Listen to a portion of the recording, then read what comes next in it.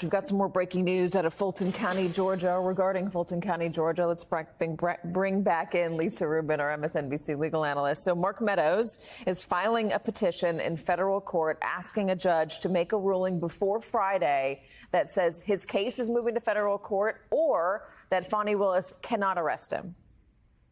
That's right. So Mark Meadows already had filed what's called a notice of removal, Katie. He has a hearing scheduled on that notice of removal for Monday. And it's not just any hearing. It's supposed to be an evidentiary hearing where you can present evidence, whether it's emails or hard copy documents, or even put people on the stand. Many of us were waiting to see how that would go down on Monday. Now Mark Meadows is saying, hey, court, you need to decide that motion before Friday because my lawyers have tried to work out a reasonable extension with the DA's office and they're not having it. In fact, in this motion, Mark Meadows' lawyers quote from an email directly from Fani Willis to one of the lawyers saying, I'm not granting any extensions. I gave 2 weeks for people to surrender themselves to the court. Your client is no different than any other criminal defendant in this jurisdiction. The 2 weeks was a tremendous courtesy.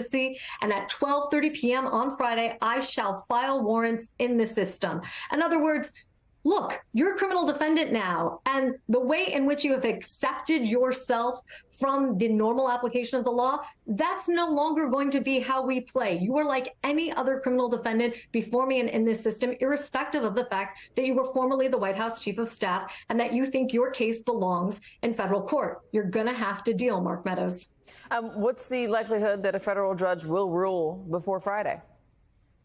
I think there's a possibility that the federal judge will impose some form of a stay or some form of a block, maybe even extending the hearing or moving the hearing back. What I don't think is likely is Mark Meadows is going to get his first choice option, which is an immediate removal without a hearing and without the judge's involvement in terms of any argument between the two sides. That's just not going to happen here, especially because his overall argument for why he should be in federal court, while colorable and a decent argument, isn't ultimately a winner. Why? Because even though Mark Meadows sat down the hall from Donald Trump in the West Wing of the White House, he was acting as Trump's campaign consigliere, not as the chief of staff when he took the actions that he did, Katie.